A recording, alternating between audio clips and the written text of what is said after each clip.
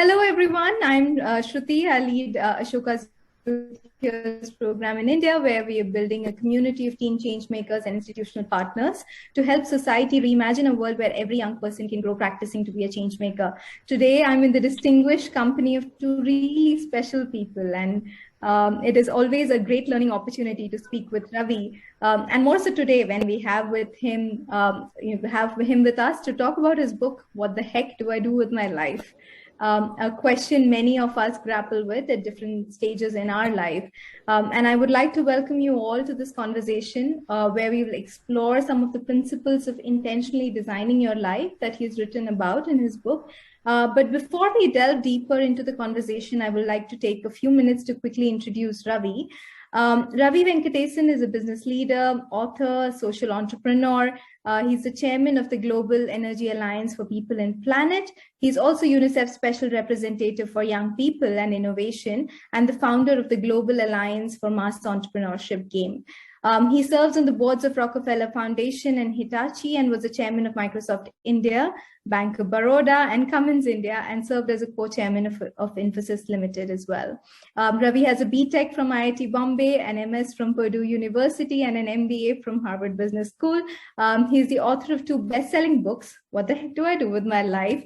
And Conquering the Chaos, which is Win in India, Win Everywhere. Ravi was also voted as one of the India's best management thinkers by Thinkers 50 and as Microsoft's Alumni Hero 2020. Thank you, Ravi. And I could go on with that introduction, but I will. Please don't. Thank you for that. It's embarrassing enough. But it's a delight to be here with you and Kavya. Thank you. Thank you. We also have Kavya Gupta, who's an Ashoka Young Changemaker, and he started his venture at the age of 16. And Kavya, would you please like to introduce yourself? Because every time we meet, you have done so much more. So I would rather just have you introduce yourself. Thank you.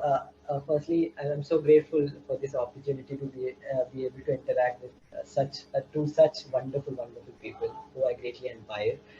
So hi everyone, I'm Kavya. I'm an Ashoka Young Changemaker and a high school senior moving to college, who has great interest in social entrepreneurship since a very young age. I founded this initiative called the Bhavishya Foundation almost 3 years ago from now, and we started with the singular aim of being able to provide young middle school and high school students the connect with nature and the environment around them, which we surely lack being raised up in concrete jungles. And we've had a journey wherein now we're providing experiential environmental education to students, wherein we're ensuring that we're using leaders who not only competent to survive the challenges that come their way in the future, but also are compassionate, are generous, and most importantly are empathetic. So yeah, that's all in my introduction. I'm so eager to listen to Ravi. Thank you, Kavya. Thank you for everything that you do, and we all are inspired with your change-making journey as well. So Ravi, firstly, let me thank you for joining us, and you're leading and guiding so many ventures, large-scale initiatives, and I've seen personally how busy you are from our time of working together, and I cannot be grateful enough to you to be taking the time out to be with us. So if I may ask my first question, and as I was reading your book, What the Heck Do I Do With My Life? And this is your second book. And before we dig deeper into this book, right, I'm curious what it is like to be an entrepreneur turned author, where you've shared your lived experiences and insights from them in the form of a book. And are there really connections in terms of, the ideas and messages from your first book to the latest one? And how do you feel that you evolved as an author? There are a bunch of questions there, but yeah, just a lot of curiosity too. Well, first of all, I think I'm lucky to be on this program, this conversation, because one of the things you learn as an author is fewer and fewer people read books. And the book is actually important largely for the writer to get organized with their ideas and think through things. After that, it's really through these conversations that you spread your ideas. So I'm grateful for the opportunity to be here with you and Kavya. So to your question, I would correct you slightly. I'm not an social entrepreneur turned author. I'm a social entrepreneur and author. So both are still very much there. In terms of, I started writing in a significant way about 2011, so about 10 years. That means much more regularly. So I have a Times of India column now, etc. And the first book, though, was very different. It was about businesses, and it was, aimed at CEOs and senior management of companies and what it takes to build a thriving business in chaotic India. This is a very different endeavor, because this is designed to appeal to everyone, right? So people say, who's your audience? Well, it's everybody. The youngest person who I had review the book and provide inputs into the book as I was writing it was 16. And the oldest was 82. Okay. And so this is a much broader thing. And therefore it takes a very different approach to have that appeal. So I had to work hard. It took 4 years to write this book and get it to a point where I thought it was ready for the world. What's the connection? What's the threads connected together? Nothing other than in both of them, I said, look, I think what will resonate with the reader or the listener is just not gyan, which nobody wants something preachy and theoretical and pedantic, but my lived experiences, my truth. You can take it or leave it, but I think that's the approach I'm going to take. So what's common is I'm there in both. My voice is there in both, but otherwise the topics and issues are just completely different. Yeah. And do you feel that you've evolved as an author, from your first book to now? I think hugely. So, this book was challenging because, in a sense, the topics I write about, right? Leadership, happiness, success, money, all these things have been written about for millions of times over 3,000 years or 3,500 years. So what is different? Not much. It's only the context that is slightly different. And so what is it that you as a writer are going to say that is new and fresh? How are you going to engage Kavya? How are you going to engage Shruti? So it really forced me to put myself in the shoes of a possible reader and keep the tone very much more conversational. If you read this book, and as you say you have, it almost feels like I'm talking to you or we're in conversation. And I think that has succeeded because there's been a huge amount of feedback in the 4 months since the book came out. And people really have appreciated that. So yeah, I think I've evolved as a writer. That's excellent. Kavya, have you read it? I have the copy with me. I'm in the 3rd chapter and I'll hopefully finish it soon. Okay, well, give me critical feedback when you're done. Yeah, for sure. I'm so eager to finish it. I'll probably finish it in a day or 2. Ooh, okay. That's great. No, thank you for sharing that, Ravi. I think that's so true. It does feel like a conversation, when you read the book. And one of the observations that I had was also, the common threads that I see in both of your books is the underlying optimism, right, through it all. I think in your first book as well, you write about dealing with the volatility and the uncertain times and the intense competition and how organizations can survive. And here you're talking about how to do it at an individual level, right? Thank you. Succeed. I have not noticed that. In difficult circumstances, how can an organization flourish? Here we're talking about how can an individual thrive and flourish. Thank you. I hadn't even made that connection, but you're right. Yeah. No, so thank you for all that optimism and hope. I think it's so needed in today's times. Also, I was very drawn to the title, right? And what an interesting title, and such a widely resonating sentiment as well. What inspired you to zero in on this, and also even write the book? Was there a particular life event or an aha moment when you decided that you wanted to put your life learnings into a book? When was that? What was that point? No, there wasn't an event or anything. Look, this is a question that has challenged me every decade of my life. When I was Kavya's age, what do I do? I wasn't sure whether I wanted to be a scientist, an engineer, or a doctor, but it was broadly in that space. Then, a little while later, there was a choice. Do I go abroad to study, or do I stay on here and pursue something here in 1985? Then there was, in the 90s, I had to make a decision. Should I come back to India because India is opening up, as in, liberalizing its economy? It's an exciting time. I want to be part of a generation that's building modern India or helping build modern India. Yet my career there was going really well. So what do I do with my life? Then came Microsoft opportunity. When I turned 40, I was frustrated. Everybody else was doing great things except me. I was building diesel engines. So I was saying, what do I do with my life? And then Microsoft came. So at every decade, this question popped up and I had to agonize over it. And so I became very intentional about this thing. Some people just, go through life. I sort of thought about the issues a lot.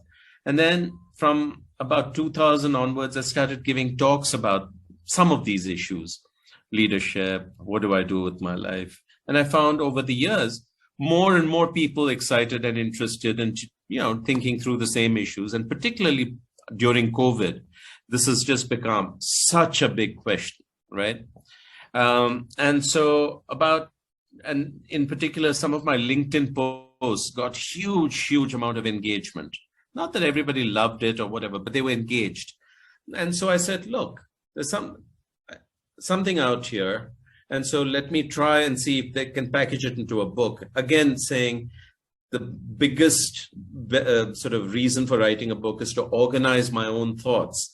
And then it also gives me an excuse to then be in conversation with people like you.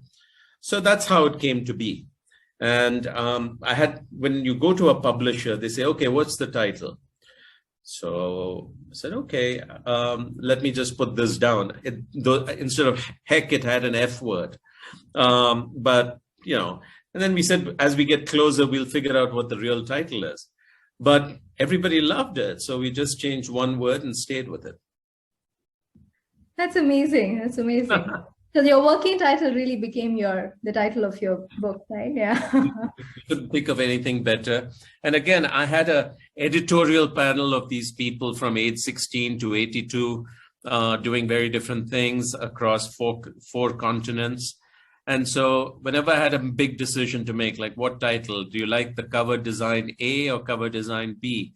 They used to vote. And so I went with that.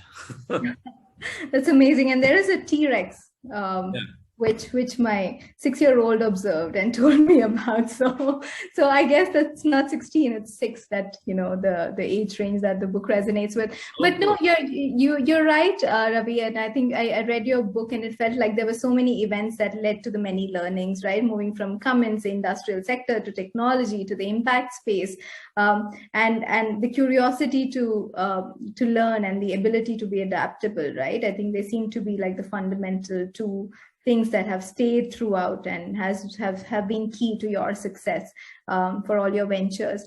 You also speak about the fast-changing VUCA world, right? The volatility, uncertainty, complexity, and ambiguity in the world that we live in, and the need to make deliberate choices to live a more fulfilling life. And I think that's one thing that, I struggle with as well. And as much as this new reality is an opportunity to, it also throws up a lot of challenges. And I would love to hear from you, how does one bring more intentionality into everything that you do in life and you're not just drifting away? You're very cleverly tucked in 2, 3, 4 questions into one sentence. I'm making the most of your time. Yeah, but look, let's start with TRex on the cover. TRex is a metaphor for what happens in a period of sudden and extreme change, right? So 65 million years ago, the theory is an asteroid hit the Earth, things changed instantaneously. There was extreme and sudden change. And 90% of all living things, plants, animals, T-Rex, could not adapt. and they became extinct. But some things did learn to adapt, including our early ancestors, the early mammal, which was actually a small shrew-like mammal, which learned to burrow underground and lived for several, probably 10 years inside tunnels while the world outside was hostile, and adapted to, and then, within 10,000 years, mammals became the most sort of successful species on Earth. So I said, this is the lesson for all of us, that we're going through a similar period of extreme change. And so on one hand, there's going to be lots of opportunities. And on the other hand, it's going to be hugely challenging. So if you have the mindset and skills and approaches to take advantage of opportunities, you're going to do very well. But if you don't, life's going to be super, super hard.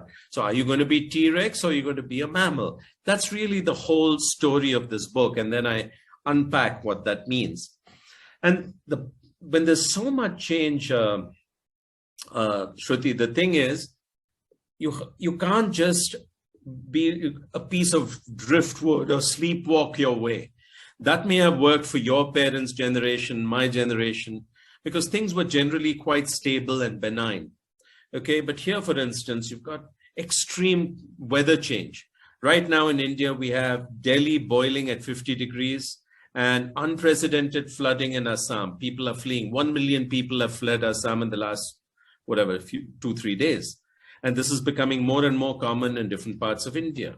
You have, technology driving huge amounts of disruption and changing the nature of work. So, for instance, the unemployment rates, particularly for young people like Kavya, are the highest since independence. Okay, because jobs are becoming obsolete, they're going away. And sure, there's lots of opportunity, but do you have the skills to be an entrepreneur and go after them? So this is a very, very difficult, challenging time. And if, as I said, if you are intentional and if you can, figure out how to see and seize the opportunities, life's going to be phenomenal. Okay, but it's dicey. So one of the key words you picked up on is intentionality. What does that mean? It says, look, stop sleepwalking and be very conscious of choices. What choices? Every choice. Where should you live? Should you be in Kanpur or should you move to Bangalore? It's a choice. Okay.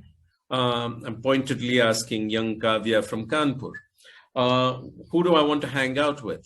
If you hang out with these kind of people, your ambitions and aspirations will go in one direction. If you hang out with a bunch of other people, it'll move in a very different direction. So your choice of the 5 people you spend the most time with is very important. Who do you look up to? Okay. So and who do you trust? Today, we're living in a very dangerous time of fake news, false information, disinformation on social media, and a lot of fake heroes who tell lies and spin wrong narratives, but they're seductive narratives. So who do you choose to believe? Where do you get your information? That has to be not something blind. You just can't lose your life in TikTok.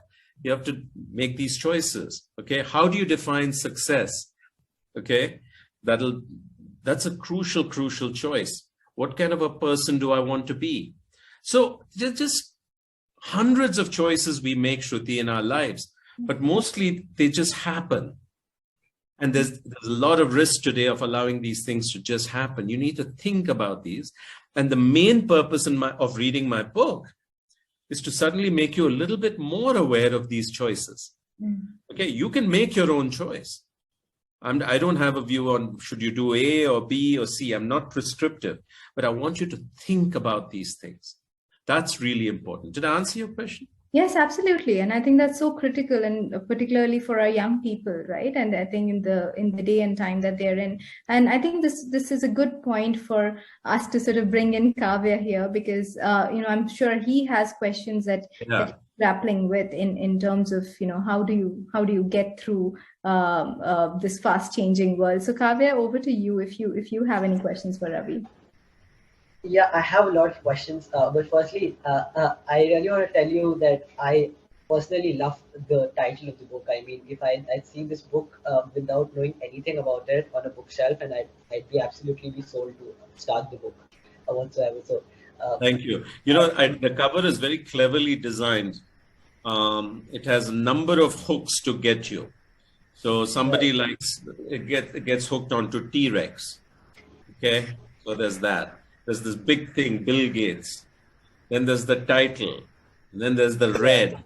So it's got many hooks designed to pull you in. Something that caught my attention was the red light and the green light. Yeah, Uh, and I really like to know more about it.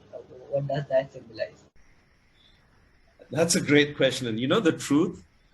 The truth is, the graphic artist is a young woman in Delhi, and she came up with this. So I said, "What is this red light, green light?" I asked your question. She said, "Your first chapter is called Adapt or Perish, and Adapt and Flourish." Okay, so with TRex, then it's like a question: Are you going to stop, or are you going to adapt and go through the green light? So that was her logic. And I said, well, I Right. don't know. It sounds good. And again, my panel of people said, yep, it's eye catching. Keep it.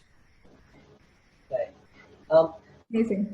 there were a lot of things that I loved in the book, but one concept that is very different from what was told to me before, especially at school, about entrepreneurship or life ahead. So growing up, I had always been told this one thing about mindset, that mindset is going forward, it's going to be the driving seat of your life. That's something that's going to drive you. But then your book compared it to an app, an application that is reprogrammable, and I think that was so new and a refreshing perspective to it. And the fact that you told us that that application, the mindset was reprogrammable, was something which was very new for me. Um, so you've told us that uh, in times going ahead, things will be very very difficult, and there will be times of extreme change. So uh, what according to you should uh, you, you know the mindset for young people like me should be going forward, and in what terms will it really be reprogrammable, in what stages of Wow, life, in what exact terms? that's a great question. And I think mindset determines more of what happens to us in our lives, what we achieve, whether we end up as happy people, content people, or unhappy. Almost everything is determined by mindset, which is why I put it up front. It's chapter 2 after the introduction. And, first thing for all your friends who are listening to this is, what is mindset? Okay, mindset is basically the, the things we believe, the stories we carry in our minds, right? Our assumptions about life, about ourselves, everything. So, okay, me, am I capable at my age of running a marathon again? Okay. If I believe I can, I might. If I don't believe I can, I'll not even try. Okay. So, I quote Bill Gates out there: what you believe is what you achieve. Okay. So let's take a nice controversial example. Is our Prime Minister Narendra Modi ji a great leader or not a great leader? Okay. Half the country believes he's a great leader, half the country doesn't believe. Oh, on what basis? Because we have made assumptions, beliefs, etc. And then after that, we see everything that he does through the lens of our own stories and belief. Okay. Like this, what is success? Okay. So my mindset and stories may be success is making a lot of money as fast as possible, having a German car, taking nice vacations, whatever. That's success. The faster you get there, the more successful you are. Okay, but building your own unicorn by the time you're 31, that's success. Somebody else may say success is joining IAS and being a civil servant and helping people. Okay, Well, depending on your definition, you're going to make choices and efforts, and you'll end up in very different places. So like this, you know, now the problem with with our mindset is, do you have you use a laptop or a computer, right? And you know what happens to the laptop as you use it, as you visit the internet, use your browser, it attracts a lot of viruses, malware, cookies, all these things. And you have to go back once in a while and clean up that stuff. The mindset is the same way. It evolves as you go through life. And then one day you have to ask yourself, hey, is this really true?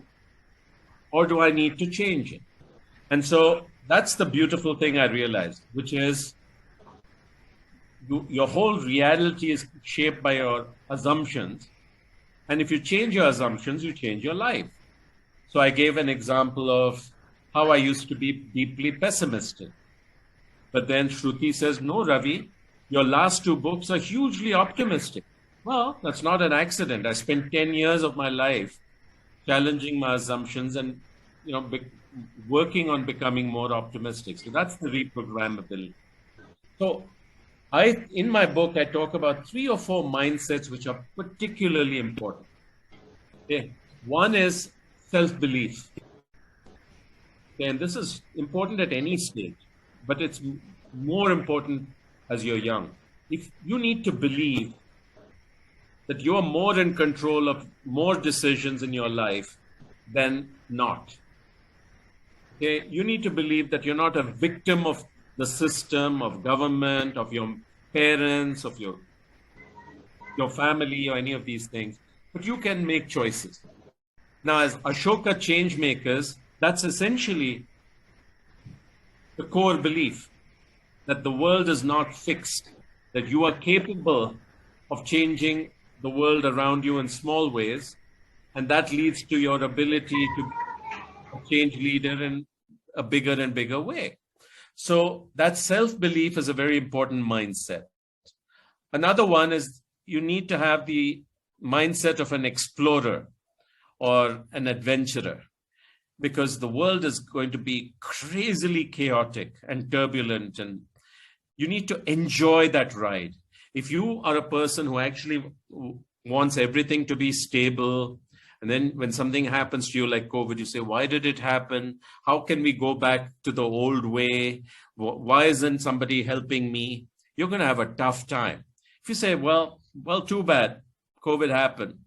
Let's figure out how to get through it and then see what opportunities there are in COVID. Okay, COVID's changed the way we work. For instance, remote work is now the norm. Oh, wow. So I don't have to look for a job in Kanpur or Bangalore.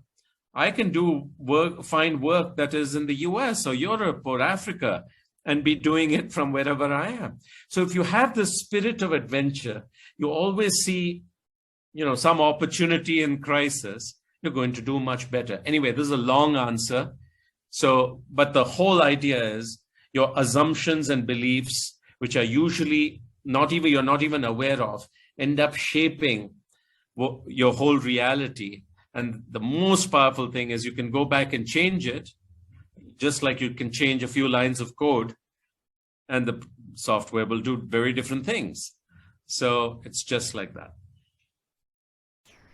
Right. Thank you so much for that answer. I actually had something that was more of like a follow-up question. I have followed your journey, and I've seen you're one of those few examples that I look up to, who've not throughout your journey you worked on different things, right? It's not been looking at your journey, I can figure out that you would have a singular purpose in life, but you surely haven't had a singular passion in life. Your passions have kept on changing. Currently you're working on a game which is more on mass entrepreneurship and how you can assist to the birth of leaders. And in the past, you yourself played a role of a leader, right? So, at a young age, this is something that comes to a lot of my friends too, that, I have turned 18 and there are already a lot of things I've learned about myself. And I have observed a small amount of evolution in my own self, and that is seeing my passions also changing. There has been a slight change in passion, and I know that will only and only increase going into the future. So what should actually be the approach, going forward? That's when the question comes to me: what the heck to do with my I'm life? so glad you asked this question, because sometimes you hear people give advice, follow your passion. I actually think that's pretty bad advice, because as you correctly said, what you're passionate about keeps changing. So when I was about your age, I was extremely passionate about music. Unfortunately, I had some talent, but my mother said, look, that's fine, but you better do well at studies, because music is very competitive and you may not cut it. It's a nice hobby. And it turned out her advice was good. And, and then over time, I kept moving on to other things. I was very interested in science. Then I lost interest. I was very interested in mathematics. Then I lost interest.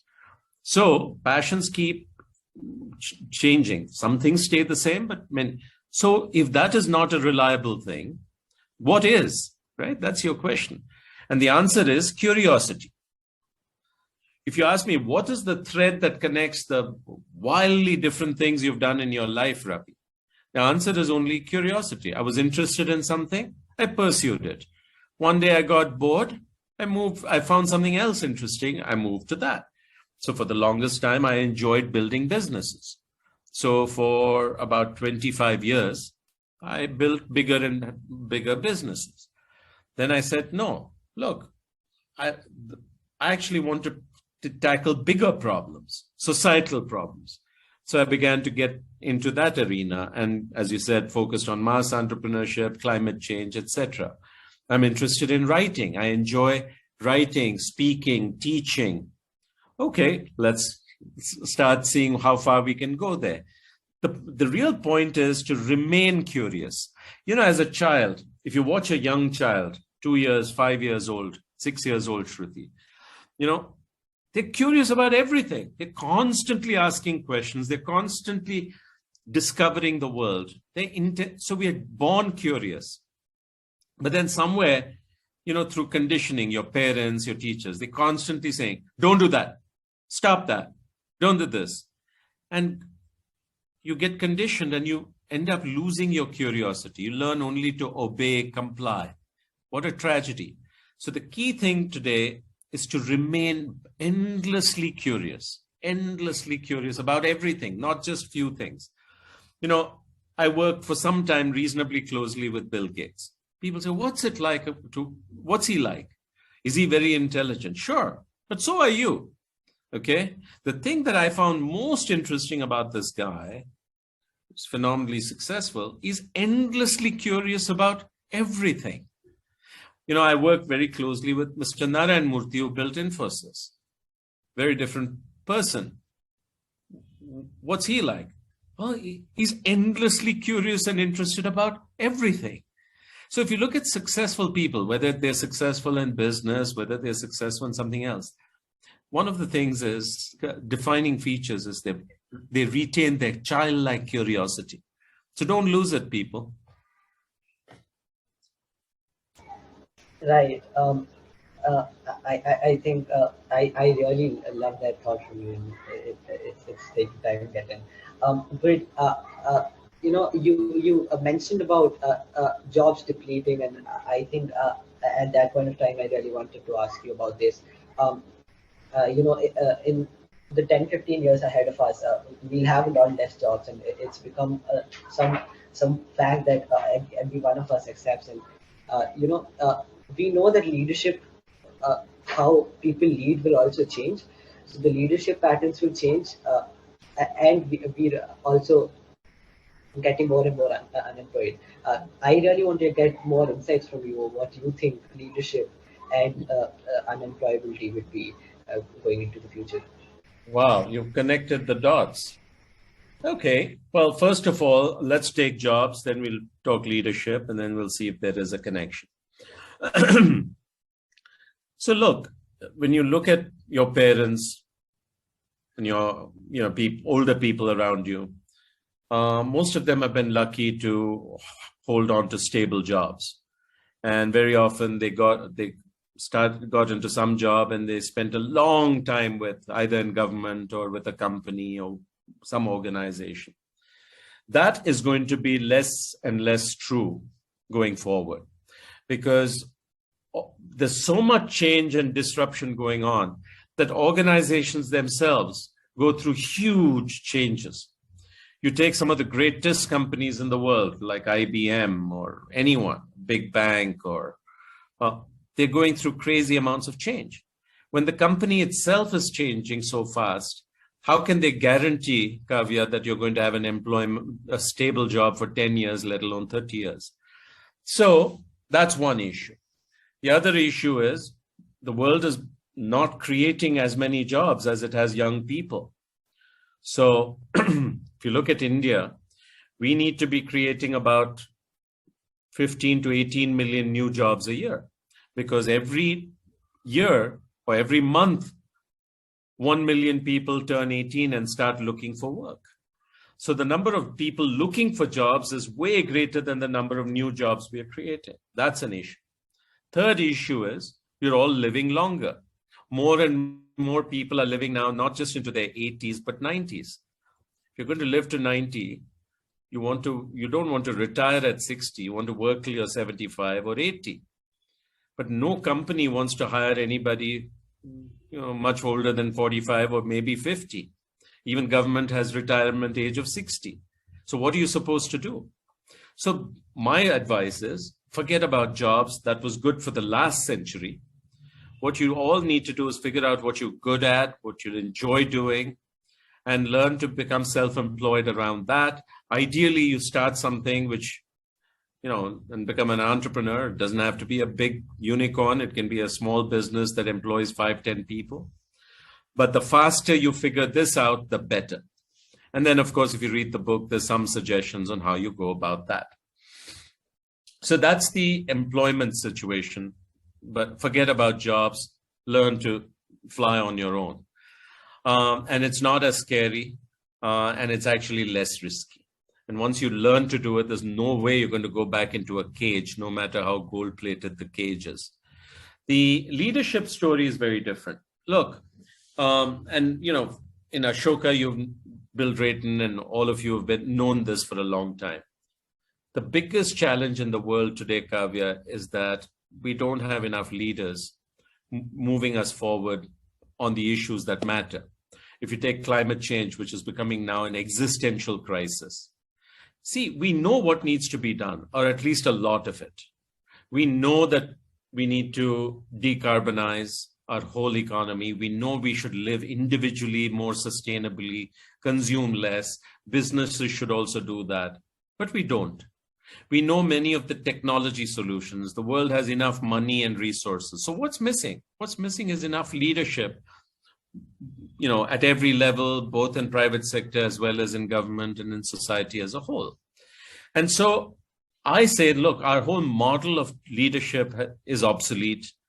Today, leadership is not about title, position, authority. You're a leader not just because you're chief minister or secretary or CEO of this or whatever. Leadership is fundamentally an action, okay? And it's how you act. It's not a title. And therefore, I'm thrilled to be talking to a leader. You're a leader. When I heard what you've done and what you're doing, nobody asked you to go start this foundation or do this work. You just followed your interest, passion, curiosity, and did it. And hopefully you'll do more and more of that. So in the 21st century, if we're going to be successful, we need people, all of us, leaning into the issues that we care about, are disturbed about, or opportunities that we see, and not waiting for permission, approval, invitation to tackle these issues, but get on with it.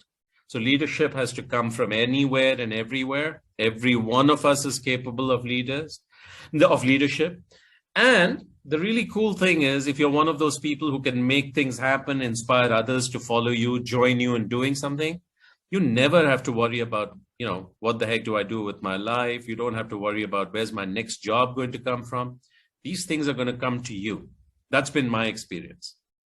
So I say leadership is the defining skill if you want to be successful in the 21st century. Right. I think I agree. I see a lot of people not wanting to become leaders, or not wanting more and more leaders come up, because they look at leadership in the wrong way. They still thinking that too many cooks will spoil the broth, but then that's not the case with leaders. I think more of them, the better. And I think there are a lot of obsolete ideas about leadership. So, but hopefully you're not looking for approval, permission, and you're just going to go and change the world in the ways you care about. Right. I think I'm ready to fly now. I've turned 18. I'm ready to fly, and I think your book and this conversation, especially, has surely provided me those wings. I'm so grateful for this. And I think I have enough questions to take this conversation for hours now. But I know that you've already walked so much today, and you're so tired. So over to you, Shruti.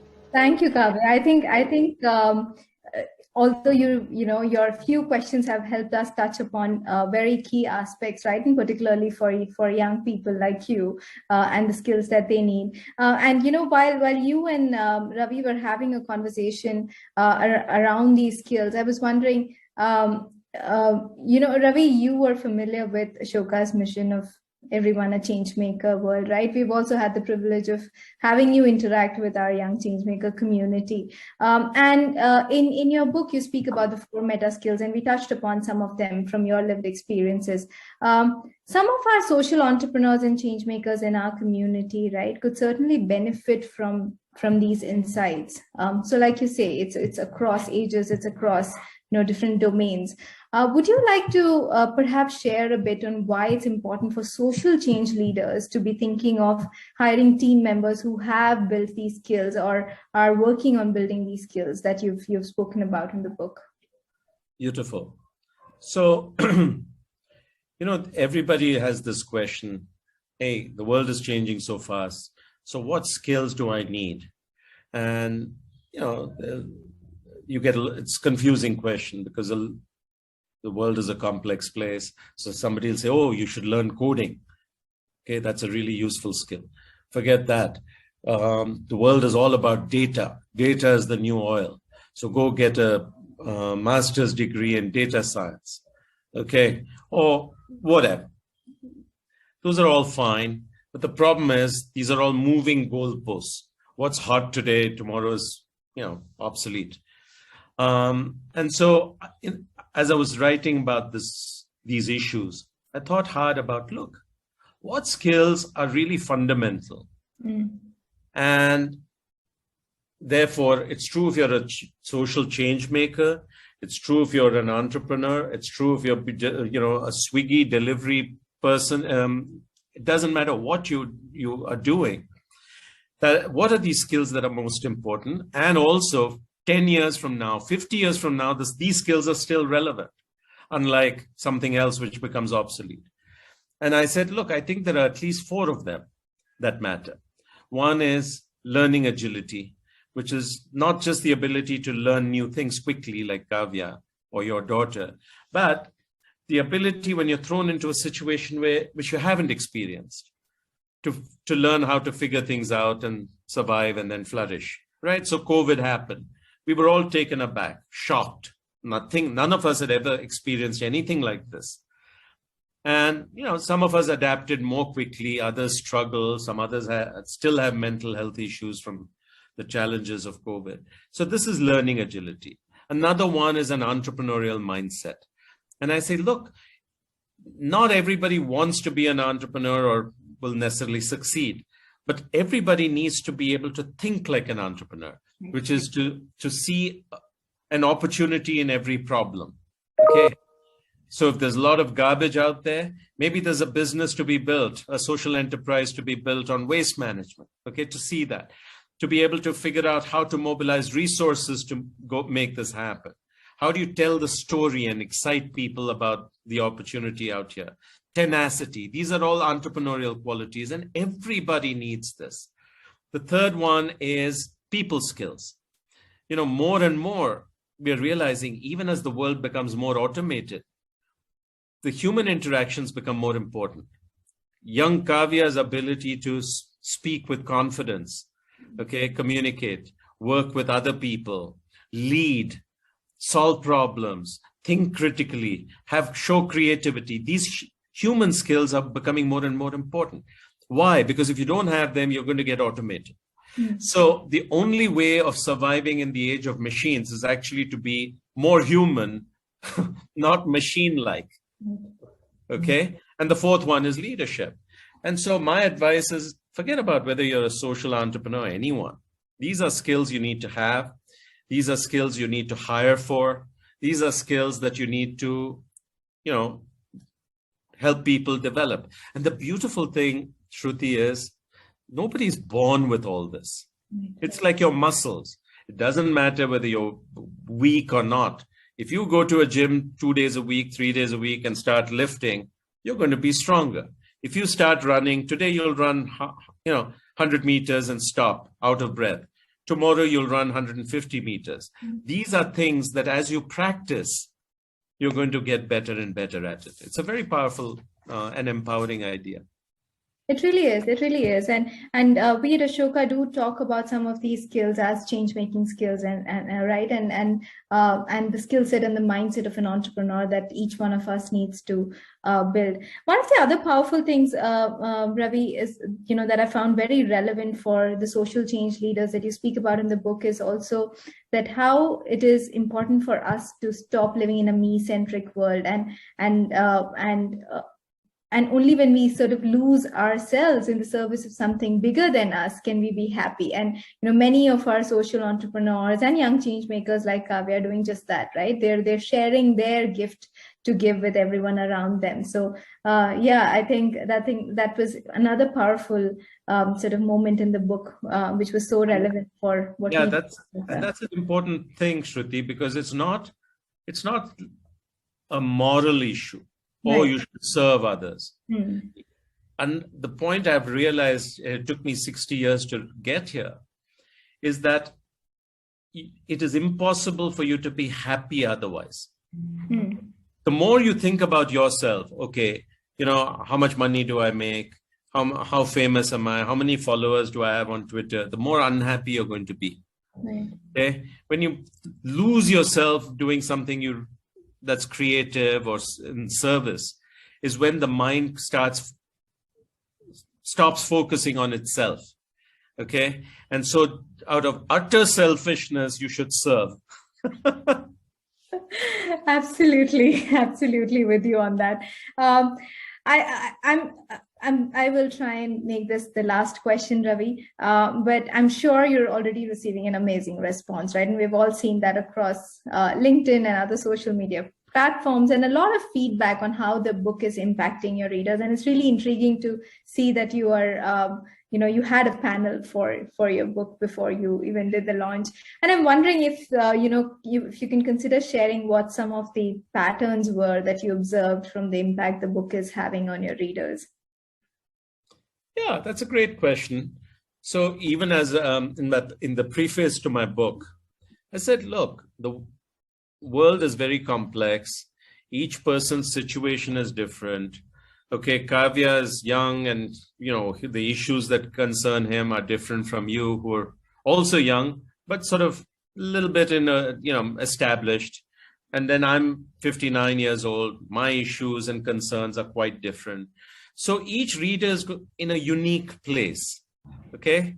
So I said, look, I don't hope to have any universal messages. I'm giving you like a Lego set of building blocks. Your job is to decide what blocks you like and what you want to build with it, and you can throw away the rest. So that's exactly how the feedback has been. Each person, based on where they are in their life and where their shoe is pinching right now, will take away this message. They resonate with this. So for instance, somebody is saying, oh, I know I'm really confused. I know what I don't enjoy. but I don't know what I enjoy and what I want to do next. So, okay, they like my advice on, okay, try many things, do these micro experiments, and then see what fits. Okay. Oh, that's good advice. Somebody else is saying, I really love this empowering message on leadership. Okay. So I now see I'm also capable of leadership. Okay. And I'm not going to believe what my manager is telling me. Somebody else says, wow, I felt this, but now you're telling me this and confirming it, that success does not lead to happiness. Okay. So these are two very different things. But, it didn't fall in place till I read this. Somebody else is 60 years old and they're saying, should I retire? And I'm saying, don't. You should keep going till the very end. And by the way, you can look at me, look at all these others, and they feel inspired by that. So yeah, I think it all depends on where you are in your life, and different people are taking away different things. But I'm feeling very energized by the response, very energized. Thank you for sharing that. And I think Kavya and I both share the same sentiment, and I think we could go on for a few more hours. But I think we may still not do justice to your book, because there's just so much to talk about and learn. But I think I want to end our session today with an excerpt from your book, from the last chapter, which is also called Parting Thoughts. Where you write about metamorphosis, right? And the process by which a caterpillar becomes a butterfly. And you beautifully write, a butterfly is not simply a bigger or more beautiful caterpillar. It is fundamentally a different form. There is no way you can see a caterpillar and imagine that it will eventually be a butterfly. It is sheer magic and a wonderful metaphor for our life. And the main point of our life is not to become a bigger or a more successful caterpillar, but to simply understand who we are, thereby releasing the spectacular butterfly within each of us. I think that's just so powerful, and it has stayed with me. And it is so easy to explain to anybody, and I think that sort of just sums up your book. On that note, Ravi, I would like to request you for any parting thoughts that you may have for us. But thank you so much. My parting thought is, this is probably one of the finest interviews conversations I've had in the course of this book. And congratulations. Really, I've enjoyed it. You asked such excellent questions. It's been a joy, and my compliments to Kavya as well, who asked such precocious questions. And I'm going to leave you both with a challenge. And the challenge is, how do we get a copy of this book to every Ashoka Changemaker and make that possible? Okay, and let's figure out how to accomplish it. Sure. We will be on it. But thank you, Ravi. Thank you very much for writing this book, for inspiring us, and for being with us today. And we are looking forward to learning from your experience from the climate change work that you're venturing into. So once again, congratulations on the huge success of the book from all of us at Ashoka and Kavya here. So thank you. Many, many thanks, and all my best wishes to everybody who's listening to this. Thank you.